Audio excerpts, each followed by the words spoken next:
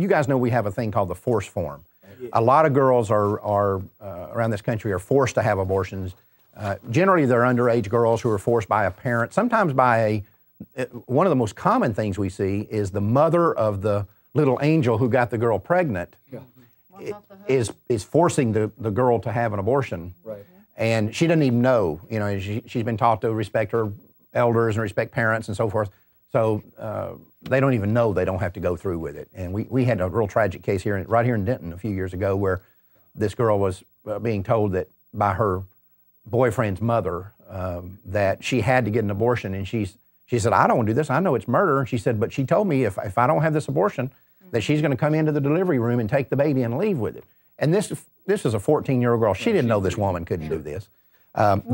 We see it time and again at the crisis pregnancy centers. The one that wants the abortion the most is the mother of the boy, of the father. Absolutely. She wants her boy off the hook. Right, absolutely. We see this time, and you work at the CPC, so you know we see this time and time and time again. I'll tell you what was neat in this case in Denton is we were able to get the Denton, we got the girl to file a temporary restraining order against the mom, and she lived in one of the ritzier parts of Denton. The Denton County Sheriff served that owner at home. Oh. All right. So, anyways, we didn't hear from her again, and the baby was born, and even the boy didn't want her to have an abortion. Right. It's often the mom that's the problem. And I bet you today that there's a big happy family. That grandmother is so excited that she's got a grandbaby. The one that she almost killed. Well, anyway, we have this form that we put out that we encourage crisis pregnancy centers and pro-life groups to use, where they inform the local abortion mills that this girl may be coming to them and that she's being coerced or forced into having this abortion, because this creates a real problem for the abortion clinic, because if they do the abortion with that knowledge up front, they're exposed to some very heavy, sometimes even criminal penalties for having done so. So we created this form that we encourage people to send around, and we've used this for years. And I think I've told you this before, Troy. We've never once used this form. I've seen somebody use this form that it didn't work, not once. Right. Now, a lot of people won't use it, but you send it to the abortion clinic, then you send it to the local police department and say, we've informed the abortion clinic. You send it to the sheriff's department. If the girl's a minor, you send it to Child Protective Services. You put everybody on notice that this girl is being coerced into having this abortion. And the abortion, at that moment, she becomes radioactive for the abortion clinic. They don't want to have anything to do with her, and they'll send her on down the road. But we had a lady named Sarah Stone from actually here in Texas, in San Antonio, one of our favorite places in Texas, because that's where the Alamo is. And remember the Alamo. And she called one day and just to let me know the experience they'd had with the force form, and she's joining us today. Hello, Sarah. Good morning. How are you? I couldn't be better. Good. Tell us real quickly what happened when you called me that day. What were you telling us about this story that you had? Well, this young woman had already been forced to have one abortion in the spring, and by her parents. And her parents were now just finding out that she was pregnant again. And they were telling her that's what was going to happen again. So she fortunately was able to come to our office without her mother. The boyfriend brought her. And we explained to her that that was against the law and that there was this letter that we could send out. And she very much wanted to have this baby, and so did the young man. And so we sent it to the local abortion clinic. So you fill out the form that we provided. And she signed it. And she signed it, because you have to do this at her direction. Yes, absolutely. Right. And so you sent it to the abortion clinics. Was she indeed taken to the abortion clinics? Yes, she was. And what happened? Well, when she arrived and they said they had received this letter, they could not perform the abortion. Obviously, her mom was now very upset with us and brought the girl back over to our center.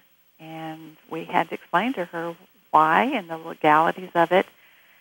And turns out they wanted us to provide a waiver. The girl was telling her mom that she would go along with her mom's wishes, but yet in private still telling us she did not want this abortion. Right. So I know the mom was getting some mixed messages, but turns out she went to another abortion clinic later that afternoon. We didn't know this till much later, and got the same response. Sorry, we can't do that. We have this letter. Well, you use the form the way we subscribe or prescribe people to do it, which is you send it to all the abortion clinics in the area, because we have seen people that literally, when they're turned down at one place, they pick them right up and take them to another one. Right. And we always recommend that people send it to all the abortion clinics within about a 200-mile radius. And you say, well, that's a lot of abortion clinics. In most places, it's not. There's not that many abortion clinics within a 200-mile radius. And we had one a few weeks ago, Sarah, that called and said, well, we don't think there's enough time. They're in the car right now. We don't think there's enough time to fax all these things or email them or whatever. And they just got on the phone. And they just read the form called the clinic director and said, listen, you've got this girl coming. She has told us this. You need to be aware of this. And that girl was not able to have an abortion either. How old was she, Sarah, this girl? 15. 15. Wow. Pregnant So second time. this is a strong form. I'm just looking at, should you perform abortion despite being informed of this fact that I've been enforcing? Be subject to criminal prosecution, civil liability committed, and you list a whole bunch of things down here. Right. From aggravated assault right on to the child abuse, the fraud, misrepresentation, medical license violation. And I tell you, this is guaranteed no abortion clinic is going to touch this person. No, she's radioactive at that point. Yes, because we're talking about money on the line once again. Well, and this girl, in some states, by the way, one of the things we have on here is sexual assault. In some states, if you read their statute on sexual assault, we dealt with this in, I think it was Nebraska a few years ago, and it caused the abortion clinic to back off because they were going to ignore this up until we started talking about the sexual assault aspect. And if a girl cannot give permission for the abortion because she's saying, I don't want to have the abortion, and you do it anyway, that can be considered an aggravated sexual assault. And at that point, they're saying, no, we're out of this deal. So here's the thing about it. The reason this works, and this, Sarah, you probably had this happen. You may not know it. But probably when this abortion clinic that you sent these clinics that you sent it to, when they got it, they called their attorney and said, listen, we just got this thing. This girl has signed it. It says that she's being coerced or whatever.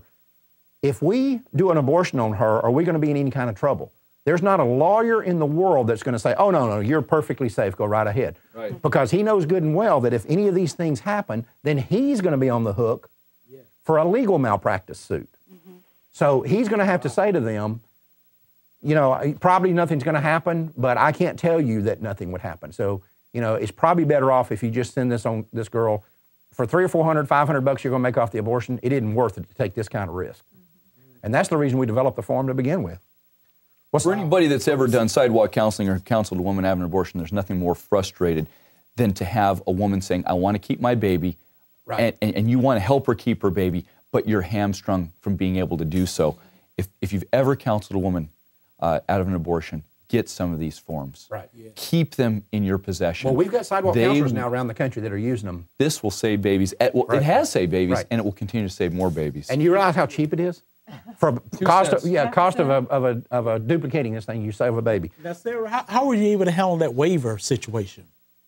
Well, she was demanding a waiver to repeal this, and that's when I called Life Dynamics, and there is no such thing. There is no such thing. Yeah. And you're not obligated to provide it either, Sarah. Exactly. And turns out, to make a very, very long story short, she ended up going to an abortion clinic. And we showed up there with the police and were able to prevent it again. Wow, fantastic! Well, Sarah, I want to. Are you familiar with the Justice Foundation? Oh yeah. Oh yeah. Well, they're going to try to get the publicity in the schools because the problem is these teenagers don't understand that they can't be forced. Right. So you're right; they're listening to their parents. So we need to get the word out so that the teenagers understand that they have this option. Right. Because they don't drive, lots of times we don't get to see them in our office. Right. So they're just letting their parents drive them to the clinic. Well, Sarah, listen, I appreciate your calling and telling us the story, and I really appreciate you actually using the materials that we put out in the way we meant for them to be put out, and now we see what the result is. You saved a baby for the cost of a few phone calls and a single-page document. Mm-hmm. Well, thank you for all the work you're doing. Well, thank you for joining us today. God bless you. Yeah. Bye-bye, Sarah. Bye-bye. I'm telling you. This is why the poor boys do not like you. Well, but let me tell you something. There's so many reasons. There's so many. But let me tell you, we keep on, this is a common theme we talk about on this show all the time. Everybody thinks it's very difficult and complicated to save babies. It's not. No. 9 times out of 10, I'm telling you, the women, I've talked to thousands of these women over the years that have had abortions, And 9 times out of 10, they're looking for an excuse not to do it. Yes. You know, my old coach used to say, half of winning is just showing up. Just, You know, the other Yeah. side might forfeit, and if Right. and if you show up and just offer your support and a shoulder to cry on, you can save a baby. and see, that's what people like Sarah here did. Just, this is the shot we got to take right here. Let's take it, and look what happened.